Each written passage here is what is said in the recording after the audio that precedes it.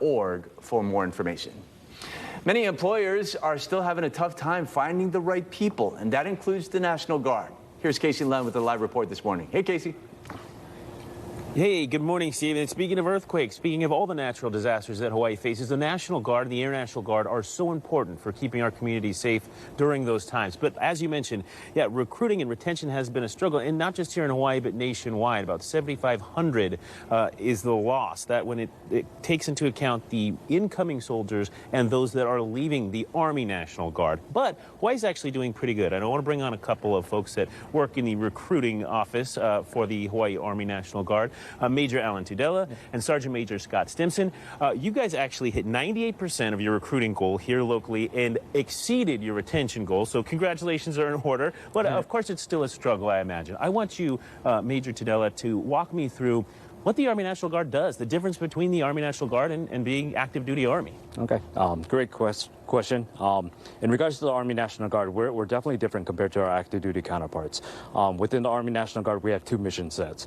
First is our federal mission. Upon presidential call up, for various mission sets across the world, we'll get called up in regards to support that. And then also we have a state mission, supporting the local communities in regards to, natural disasters, the governor calling us up for state emergencies. Very good. And so Sergeant Major Stimson, I want to ask you really quickly, if I could, your story is unique. You actually started as a drill instructor, and you're not from Hawaii. You just got here like weeks ago, correct? Walk me through your path. Yeah, that's right, Casey. Actually, I actually enlisted in the Oregon Army National Guard when I was 17 years old. I was a high school junior, and basically between my junior and senior year, I went to basic training, came back, finished high school, graduated, and then went to my job training. I was an intelligence analyst for several years.